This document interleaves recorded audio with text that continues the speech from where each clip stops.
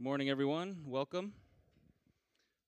When I looked at, I went over to Kane's speaker profile on the app to see if I can get information about him and his background and some anecdotes I can share with you. And of course, there's nothing there. It's like corporate security engineer. Like even his photos. If you look at if you meet the other security team people, you'll notice they have like no photos on there at all. It's like they have the egg. So I don't know much about Kane because he's just he's very enigmatic, and I'm hoping that he can share some stuff with us that you guys can learn about securing apps in the cloud. That's a big theme that we have: security, and helping our vendors be like we talked about the vendor incident management response and security guidelines, privacy guidelines. But it's really nice to have some practitioner advice to the crowd. So everyone, welcome Kane. Hey. Thanks for the intro, Neil. I've got a bad case of speaker voice at the moment, so if I do, start crackling up after 20 minutes, Neil's going to have to fill in and do some stand-up or something. Okay, so let's get going. So before we start, let's do an exercise. Has anyone found a critical security bug in their software? Definitely here. Has anyone had to fill in one of those awful questionnaires for a customer? Yeah. Has anyone actually experienced a security incident? Okay, so fewer numbers there. So a little bit of background, you probably all know this anyway, but let's go over it. So P2, generally a jar file you install in your server instance. Connect is a little bit less tangible than that, so it's more like connecting via the APIs to your cloud infrastructure. So I want you to take off your developer hat for a little while and put on like a sysadmin hat. And not just any sysadmin, like a very security conscious person. So let's think like you work for a bank or AWS or something like that. So imagine that you're like a sysadmin for maybe 1,000 plus people.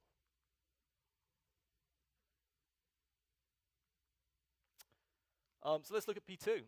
And P2, usually behind the firewall, because it's a server instance. It's auditable, so your code, I can take it, I can reverse it, I can look at what it does if I was, so inclined. And you can do change management on it, so it's like a tangible thing. Like I can choose to install that P2 plugin. And Connect, it's a little bit different. So obviously, I can go to the marketplace and I can see like what your app does. But does it do anything else that maybe you haven't told me? What do you do with your data as well? So like, do you share it with third parties? Do you maybe send it to a basement somewhere on some random server? And ultimately, you end up like relying on trust and not security. So the idea is that I can't really trust in, I can't know that your security is good, so I have to trust that you say like what you're doing is good.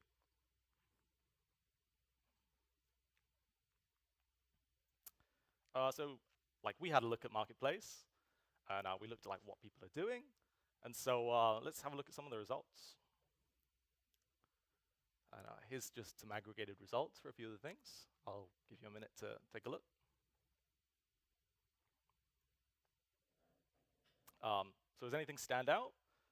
Yeah, a few, I think. Like storing encrypted was pretty small. Like maybe about 90% of apps store data.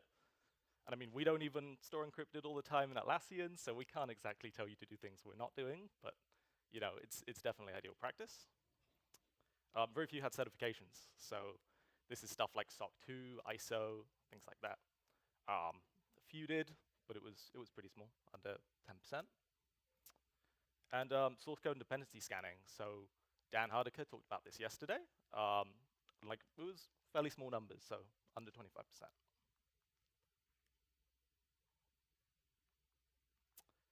So on top of that data, I talked to a lot of you and found out like what issues you have, what security incidents we've had in the past. And kind of this talk is just like mile wide, inch deep on a couple of issues. So it's like common stuff that we've seen a lot. So first one, code security. So Dan talked about this a little bit yesterday. And it's stuff like code scanners, bug bounties, pen tests. And a lot of people say which one is best for marketplace developers, like what's best for me. So when I talk about code scanners, I'm talking about dependency scanners most of the time. Static analysis is good, but it's probably out of the reach of most marketplace vendors. So we're talking about things like SNCC.io, SourceClear, stuff that scans third-party libraries for issues. Bug bounties is getting security researchers to actually look at your code and find vulnerabilities. We use BugCrowd in Atlassian, and I recommend you do the same. And at pen tests, so this is companies that come in maybe yearly or when you're going to release a tool, and it's essentially like do code reviews.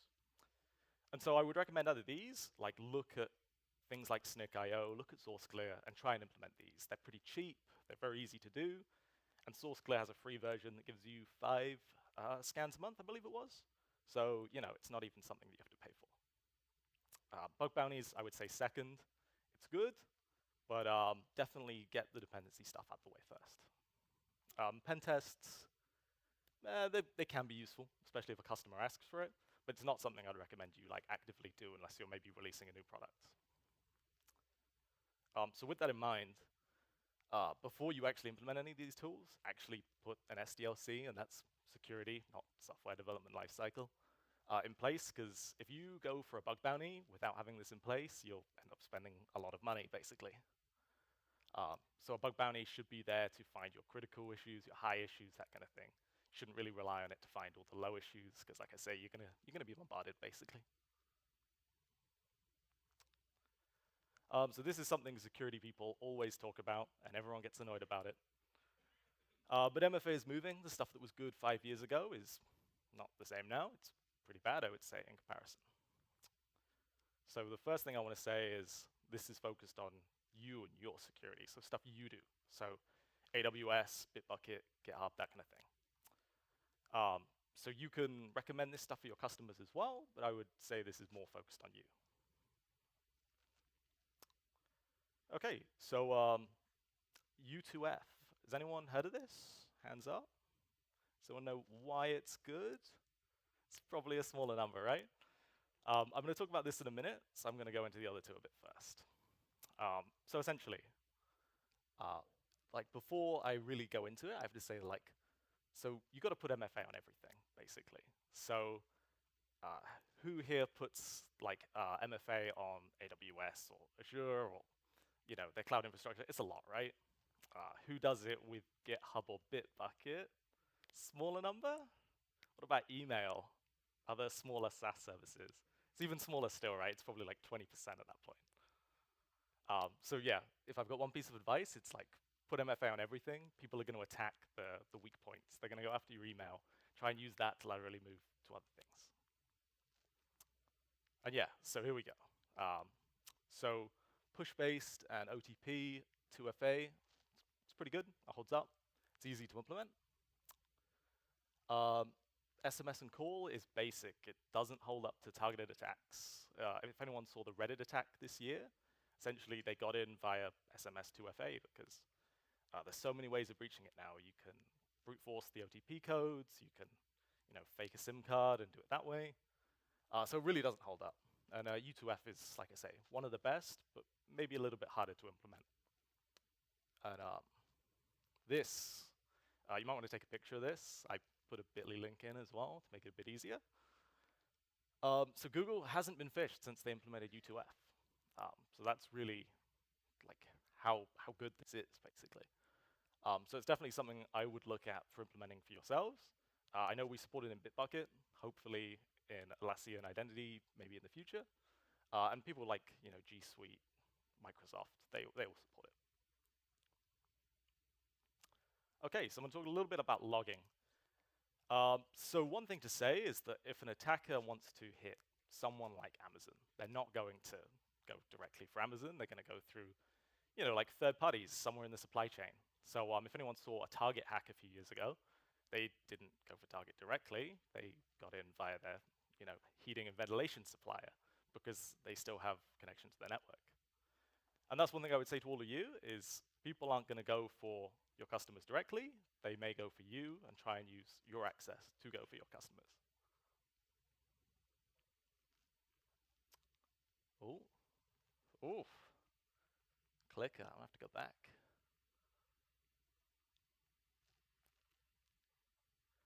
Oh. One more. There we go. So if you went back a few years and asked security teams what you should be logging, they would probably tell you to log everything, which is pretty legit. I mean, you can't go back in time and get logs, basically, so it makes sense. But this has come up for a few problems. I mean, you just have the spoiler, so you probably saw. But yeah, essentially, people log too much sometimes. So you can log passwords, you can log JWT tokens, session tokens, all these kind of things, and it's really hard once you put logging in place to like actually find this stuff. So I would say be more targeted with your logging, and that's pretty much where things are going.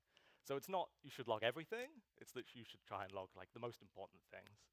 You're probably asking like, what are those important things? So a few of them might be pull requests, 2FA devices being added to your accounts, new accounts being created, logins to EC2. Maybe someone's like spamming up some instances to do some crypto mining or something. So I'm going to talk a little bit about tenant separation, and that's kind of keeping data apart. So is anyone from Gliffy here? Oh, we've got a few. So I used you guys as an example. I'm not saying Gliffy have a problem with like tenant separation, but I was making one of their diagrams to do this, and so I figured that'd be a good example. So basically, tenant separation is keeping data apart. So we don't want customer X's data to, hit customer Y. We don't want them to see each other's data. And so this can cause problems if something like this happens. And we've actually seen a few incidents of this in the marketplace. We've had at least 2. So yeah, pretty much like this is an issue, and it can be caused by a bunch of things, like just issues in your code, not testing properly. And it's not something that's easy to fix either. So like you can put logging in place to find it, but really like having good change management is what's going to help you fix this. And it's a hugely complicated topic because it's really going to depend on your infrastructure, whether you're using hardware, Docker, Kubernetes, or not. So I guess most people have developed in Connect here. So most people have probably used scopes. So I'm going to talk a little bit about the different kinds of scopes.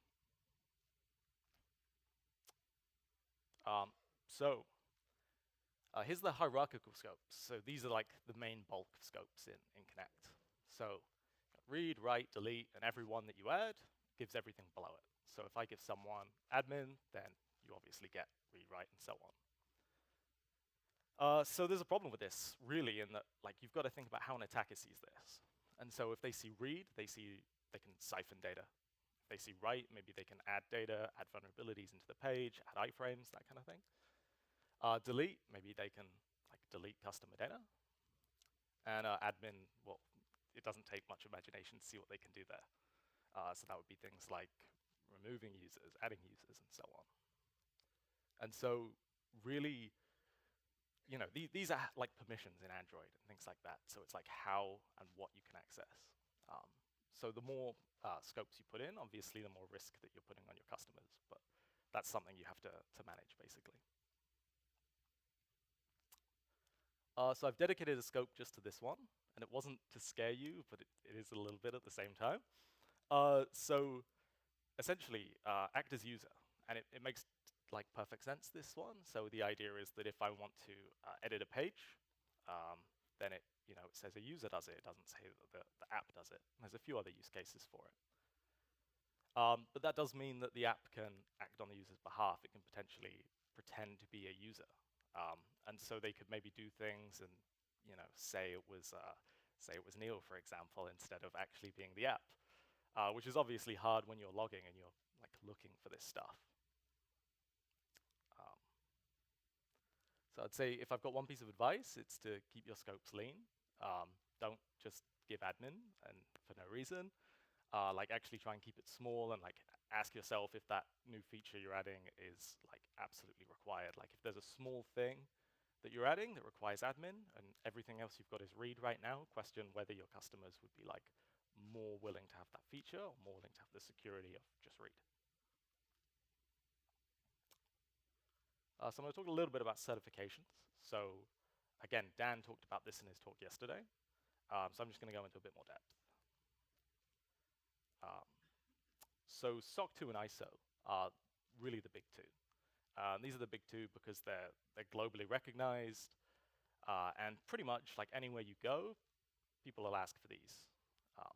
So in Atlassian, in order for us to do SOC 2, it was 39 requirements, and for ISO, it was 141 requirements. So you can see the size difference. So I would say, if I have to recommend one to you guys, it's SOC 2, because it's simply easier, it's quicker. And SOC 2, there's a lot of overlap with ISO. So you can do SOC 2, and then move on to ISO in the future if you want. So it's definitely a good goal to work towards. You're probably asking price, like, is it, out of bounds for me? Like, how much does it cost? So 20K US dollars is pretty much the average, but you can shop around. You can get it for about 12, especially if you do it like during the off season, because this is an annual thing for a lot of people. And maybe, like I say, if you look for cheaper things. And the idea is that, like, for Atlassian, for us to do this was really hard because we have lots of systems, we have lots of people, lots of operating systems and whatnot. If you're smaller, so say you only use Windows machines, you only use AWS, you only have like 5 SaaS tools, then this is pretty easy to do in comparison. So it doesn't take as much time, as much effort, and whatnot.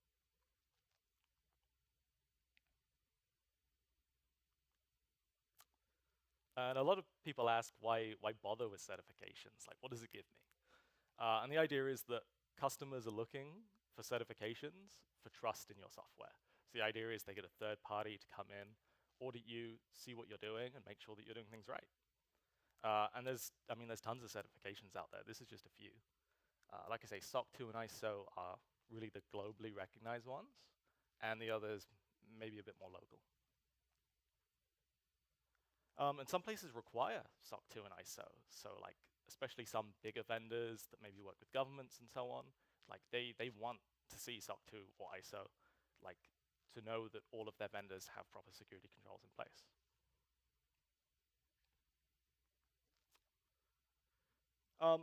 So I've told you some of the problems, and now I'm gonna tell you some of the things that we're like doing to help you about it, basically. So Brendan Foley mentioned a few of these things in the keynote. And the first one was vendor security guidelines. So the idea is that we want to make this as easy for you as we can, basically. So like a lot of the stuff I've just talked about today is stuff that's going to be in there. We've kind of split it into 4 sections. So we've got workstations and accounts. So like I say, dealing with MFA, password managers, encryption, patching, firewalls, that kind of thing. Infrastructure, obviously dealing with AWS, Azure. It's pretty generic, so it shouldn't matter what platform you use. So that's stuff that you would be doing on all of them anyway. Secure development, so dependencies, how you do a WASP top 10, how you look for this stuff, what kind of things you do. And the last one is policies and standards. So not just SOC 2 and ISO, but other stuff as well. So stuff like incident response plans, stuff like maybe policies and standards for like your passwords and disaster recovery, that kind of thing. And that leads me well into the next section, which is the incident response guidelines. So for people who saw Dan's talk yesterday, he had a very specific issue. He had a high CVSS scored vulnerability that he found in his code. And that's something we were able to help him with. So essentially, we wanted to make it like a bit more obvious on what you should be doing when things go wrong. So like when you should contact us, what you should do, what you should give us. And so the idea is that we were going to add in a few examples. So, for example, the CVSS score one, that's a good example. Another one may be that your account has been breached, and maybe someone's uploaded like a malicious version of your app to attack your customers. That's definitely something we can help with. We can, remove the app, we can get your account back, and so on. Ransomware, probably can't help you with that. You probably need to keep backups. So I'm not sure that we can help you get your data back, but this is the kind of thing we'll be looking at.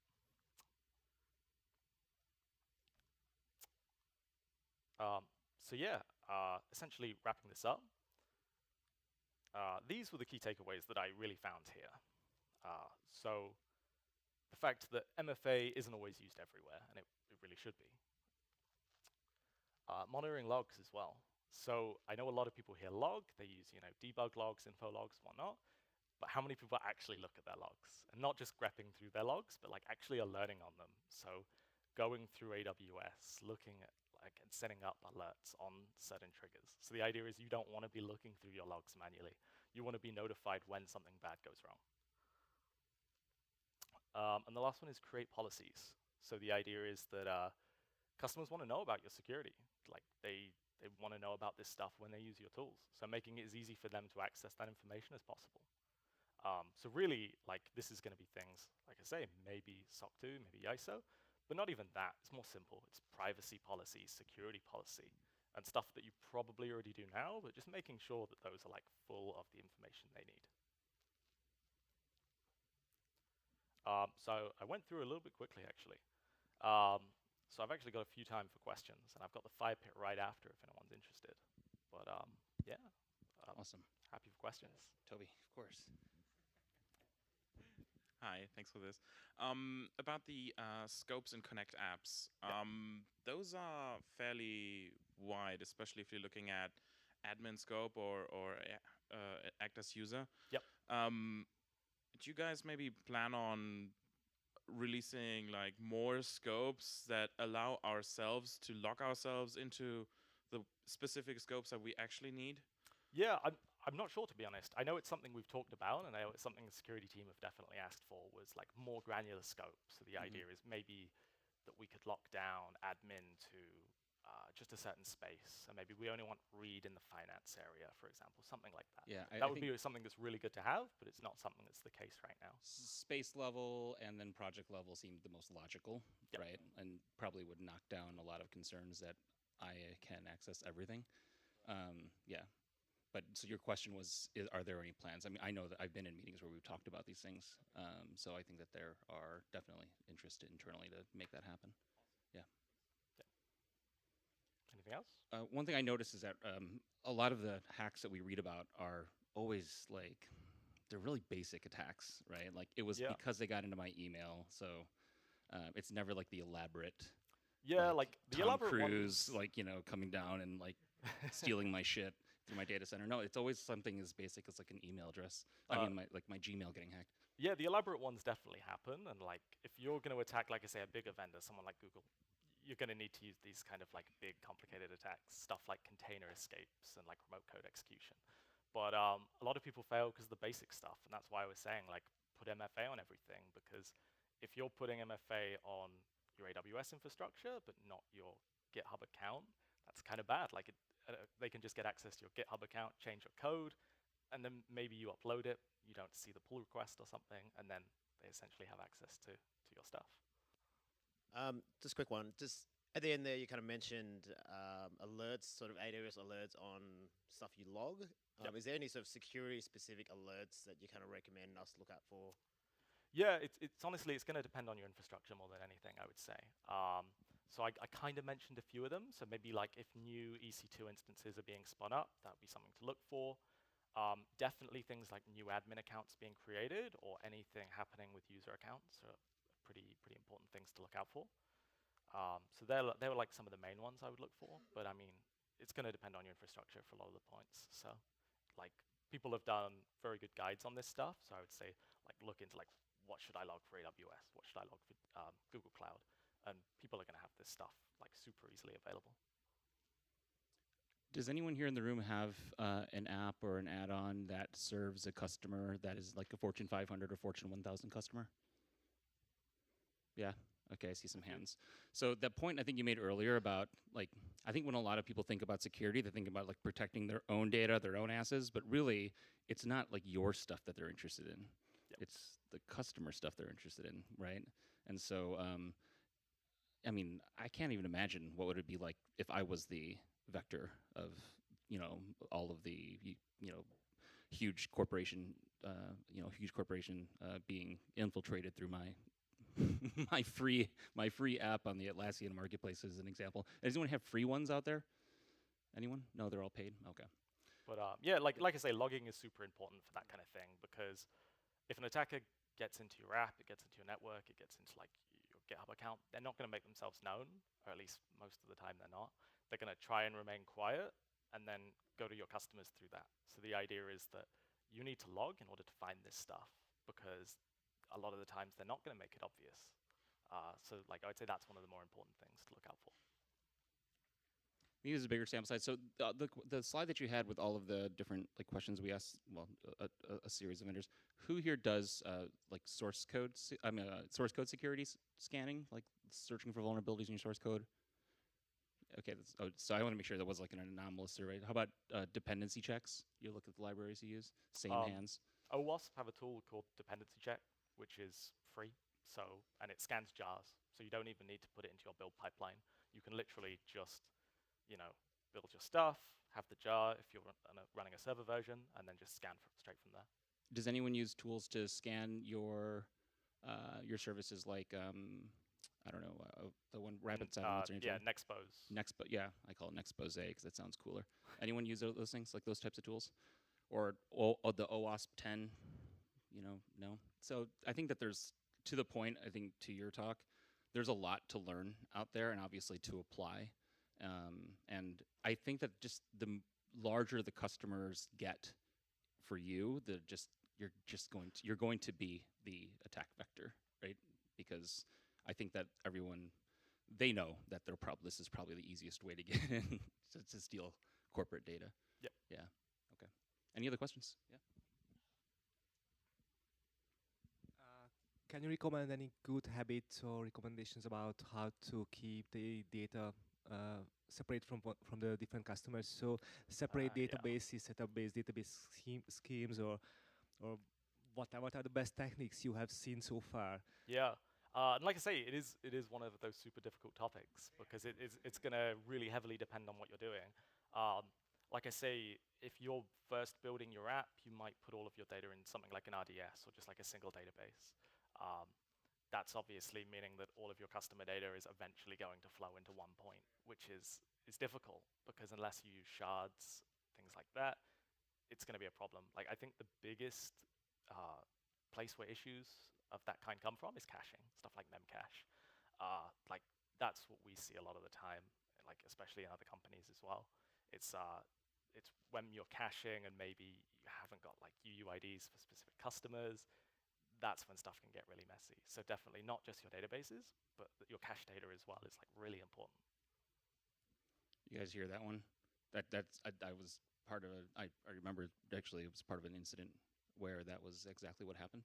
And so it had nothing. So their data and their code was they kept everything compartmentalized and everything was tagged with an instance ID, except the way that they implemented a cache was that it just stuff was getting reused and it kind of got dirty and they lost track of that. So that can happen. Yeah. Cool. Any other questions? Oh, one back here.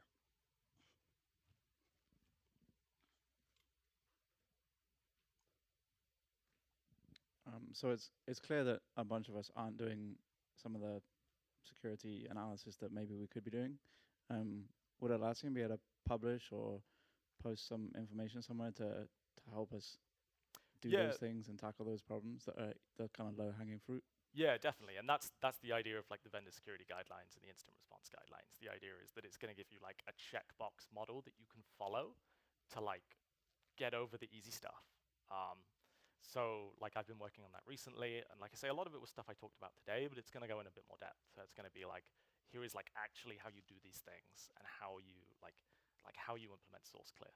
So for example, like like building it into your build pipeline and so on. So yeah, that's definitely one thing. I'd say that's probably the best thing. Like that should be out within a few weeks. So I would say definitely look at that, and that's a really good place to start. Cool. Another thing too, I mean, if you just look at the SOC 2 guidelines and the ISO 27001 in particular, I mean, they're pretty easy to follow and they look very basic and it's all understandable. I mean, I don't know how many of you love reading ISO documents, but this one in particular, you'll understand them, right? So, I mean, that's a good place just to kind of take a look at. And then if you haven't been to Atlassian.com/trust, that's also a really good. There's a little security tab there, and you can read about the stuff that we do. That's a question we that we pretty often much get. Publish everything that we do. So we publish all of our information on our bug bounty program, like what we did, how we do it, and all of that is on our Trust Center. So that's definitely a good place to go. Like if you're thinking, should I go for a bug bounty program? Like how do I even do it? Where do I start? We've got all that information on the Trust Center. Cool. And what time's the fire pit? Now or soon? Yeah, about 10 minutes. So okay, yeah, let's get the hell out of here and mosey on up there to get in line. Yeah, awesome. Thank you very much, Kane. Thanks a lot.